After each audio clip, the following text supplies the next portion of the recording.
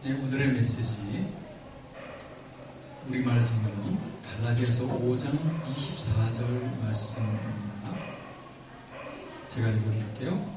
그리스도 예수의 사람들은 육체와 함께 그 정욕과 탐심을 십자가에 못 박았느니라. 아멘. 여러분들은 그 십자가에 매우 친숙합니다. 왜냐하면 기독교는 십자가의 종교라고 그렇게 말하고 있습니다. 그러므로 우리들은 십자가를 어디에 가든지 볼 수가 있습니다. 교회당 뾰족탑에도 십자가가 있으며 또한 예배당 안에도 십자가를 발견할 수 있어요. 이 십자가가 상징하는 것은 2000년 전 예수께서 우리 죄를 위하여 죽으신 그 놀라운 사건을 상징하는 그러한 상징, 바로 십자가입니다. 그렇기 때문에 저와 여러분들이 십자가를 보거나 또 생각할 때 언제나 나를 위해서 죽으시고 나의 죄의 문제를 해결해 주신 그 예수 그리스도의 그 대속의 은총을 떠올리게 되는 것이죠. 왜냐하면 저와 여러분들은 이전에 다 죄인들이었어요. 그리스도를 몰랐을 때는 다 죄인들이었었죠. 그런데 그리스도께서 우리를 위해서 베풀어 주신 그 놀라운 사랑의 결과가 바로 십자가의 대속의 은총인데, 그 사실을 우리가 믿음으로 받아들이게 되어지는 것, 이것은 하나님의 놀라운 믿음의 선물입니다. 그래서 저와 여러분들이 주님께서 내 죄를 위해서 죽으시고 또 나의 영원한 생명을 주시기 위해서 다시 살아나신 것을 믿습니다 라고 고백할 수 있다고 하는 것은, 그것은 우리들 자신의 논리의 결과가 아니고 계산해서 나온 것도 아니고 학문을 많이 했다고 해서 말하지는 것도 아니라, 그래서 바로 하나님께서 우리에게 주신 놀라운 믿음의 선물인 줄로 믿습니다. 그렇습니다. 이와 같은 놀라운 구원의 선물을 우리에게 주시기 위해서 예수께서는 자신의 몸을 들이셔서 내 죄값을 치러주시는 거예요. 왜? 나의 죄의 문제는 나의 죽음으로써 해결을 지어야만 되기 때문에, 결국 내가 짓는 이 흉악한 죄와 죄의 동기들을 해결할 수 있는 유일한 방법은 그 죄값을 십자가에서 치르는 길밖에 없는데, 바로 예수 그리스도께서 죄 없으신 하나님의 어린 양 예수 그리스도께서 스스로 죄 없으신 분임에도 불구하고 우리 죄값을 치르시기까지 우리를 사랑하신 것입니다. 이 사랑이 2000년 전만이 아니라 지금도 저와 여러분들 향한 놀라운 사랑, 이것이 바로 십자가 이 상징 속에서 나타나고 있는 줄로 믿습니다. 그러므로 여러분, 예수 그리스도께서 십자가에서 죽으셨다고 하는 것은 단지 그분께서 나의 죄의 문제를 대신 짊어지신 것만 의미하는 것이 아니라 보다 더 깊은 차원의 그러한 의미가 있습니다. 그것은 무엇인가 하니, 예수 그리스도와 함께 예수 그리스도 안에 있는 모든 사람들은 같이 십자가에 못 박혀 죽은 것이다. 이런 아주 신비롭고 위대한 진리를 우리에게 계시해 주신 겁니다. 오늘 읽어보신 이 하나님의 말씀이 우리에게 분명히 시사하는 것은, 그리스도 예수 안에 연결되어 있는 모든 사람들은 이미 예수 그리스도의 죽음에 함께 죽어졌다는 거예요. 그래서 예수님이 십자가에 못 박혀 죽으심에 우리도 역시 그 안에서 우리의 정과 모든 욕심이 이미 예수님과 함께 십자가에 못 박혀 죽어버렸다고 하는 것입니다. 이 위대한 진리, 로마서 6장 6절에도 보면은 우리의 옛사람이 이미 예수 그리스도와 함께 십자가에 못 박혀 죽은 것은 우리 죄의 몸이 십자가에 못 박혀서 다시는 우리가 죄의 종노릇하지 않게 하려고 우리를 그리스도 안에서 십자가에서 못 박으시는 거예요. 그러므로 여러분, 제가 질문합니다. 여러분들은 예수 그리스도 안에 계십니까? 그렇다면 오죽하면 예수 그리스도 안에서 예수 그리스도의 십자가의 경험을 같이 누리시는 분들이에요. 또한 예수 그리스도의 부활의 영광을 함께 누리시는 분들입니다. 예수님의 승천의 영광을 함께 누리시는 분이고, 예수님께서 하나님 보좌 우편에 앉아 계시는 그 놀라운 영광에 함께 참여하고 있는 분들이 바로 예수 그리스도 안에 있는 자들인 줄로 믿습니다. 저와 여러분들이 그런 놀라운 영광스러운 이런 특권 속에 지금 살고 있습니다. 그러므로 갈라디아서 2장 20절에도 보면 내가 그리스도와 함께 십자가에 못 박혔나. 그런즉 이제는 내가 사는 것이 아니요 내 안에 그리스도께서 사시는 것이야. 할렐루야. 이 놀라운 영광이 우리의 현 위치입니다. 그러므로 우리는 이 놀라운 사실을 묵상해 볼 때 오늘날 교회 안에는 두 가지 종류의 크리스천들이 모여 살고 있구나 하는 것을 깨닫게 됩니다. 첫 번째는 반쪽짜리 크리스천이에요. 두 번째는 온전한 크리스천입니다.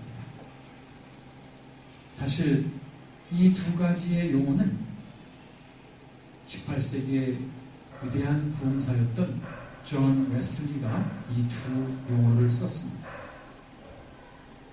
반쪽짜리 크리스천, 이것은 제가 붙인 이름이지만 원래 존 웨슬리가 말했을 때는 almost Christian이라고 이렇게 표현했습니다. 그 다음에 온전한 크리스천에 대해서는 altogether Christian이라고 표현했습니다. 저는 이 두 가지 구분이 오늘날 우리의 현실을 아주 잘 조명해주고 있다라고 생각을 합니다. 여기서 반쪽짜리 크리스찬이란 어떤 크리스찬이냐면은 그들도 다 예수님을 믿고 그리고 노래해요. 그런데 그들은 입술로는 주님을 믿는다고 하지만 그들의 삶과 그들의 영혼의 동기 속에서는 안 그럴 때가 참 많은 거예요. 그들의 동기와 살아가는 그들의 모든 삶의 동기는 자기 중심적이지 그리스도 중심적이 아니에요. 그리고 그들은 주님 앞에 나 자신을 완전히 바쳐서 살아간다는 것이 무슨 의미인지 잘 모르는 분들이에요. 이분들은 반쪽짜리 크리스찬이라고 말할 수 있어요. 반쪽짜리 크리스찬들도 구원받은 사람들입니다. 반쪽짜리 크리스찬이라고 해서 구원 못 받았다고 말하면 안 돼요.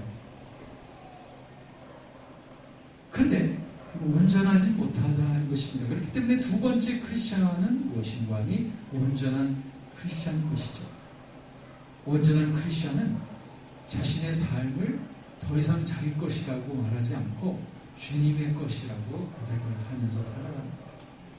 그러다 보면 이 사람의 모든 앉고 일어서는 잠자거나 깨어있거나 밥을 먹거나 음료를 마시거나 이 사람 모든 것의 동기가 주님을 중심으로 하고 어떻게 하면 주님을 기쁘시게 할까 라고 하는 동기를 가지고 하루하루를 살아갑니다.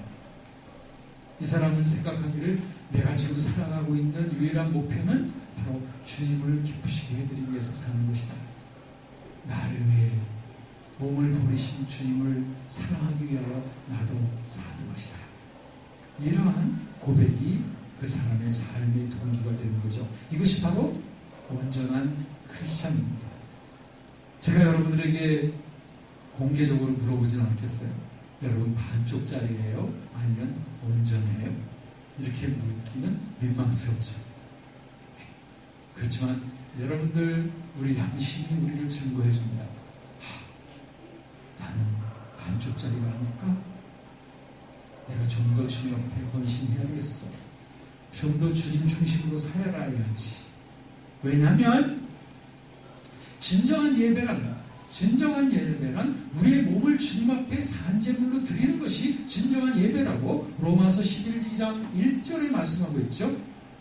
살아있는 예배, 정말로 살아있는 예배, 하나님이 기뻐하시는 선하시고 기뻐하시고 온전한 예배, 그것은 나의 몸을 통하여 주님을 기쁘시게 해드리는 삶인 거예요. 그러므로 그러므로 이러한 온전한 크리스찬의 헌신이 이루어지게 되면 이 사람들은 무슨 일을 하든지 언제나 하나님의 낯을 살핍니다. 그리고 이 사람들은 일을 할 때 하나님이 주시는 힘을 공급받아요. 또 사람들과 대화할 때도 주님이 주시는 지혜를 의지하고요. 그리고 자기 자신을 기쁘게 하는 일보다는 어떻게 하면 하나님을, 어떻게 하면 이웃을 기쁘게 할까 라고 하는 동기를 가지고 움직이게 되지요. 그러므로 이 사람들에게도 유혹과 시련이 다가오지만 그러나 이 사람들은 다 이겨냅니다. 유혹을 다 이겨내요. 왜? 이 사람에게 중요한 것은 하나님의 뜻을 따르는 것이 가장 중요하기 때문에 어려움이 와도 다 견뎌냅니다. 왜? 시련 속에서 자기가 더 성숙되는 것을 알기 때문에. 할렐루야. 이런 사람을 슬프게 할 수 있는 것은 이 세상에 아무것도 없어요.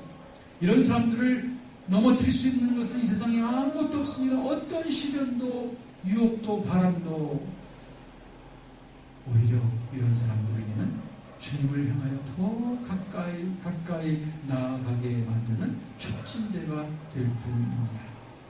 그러므로 여러분, 우리가 만약에 우리 안에 거룩한 하나님의 영이 우리 안에 거하심에도 불구하고 계속 내가 옛날 내 죄된 마음을 따라 살고 유혹의 욕심을 따라 살아가면 우리의 삶 속에는 온갖 환난과 그리고 열매 없음과 피곤함만이 가득할 뿐입니다.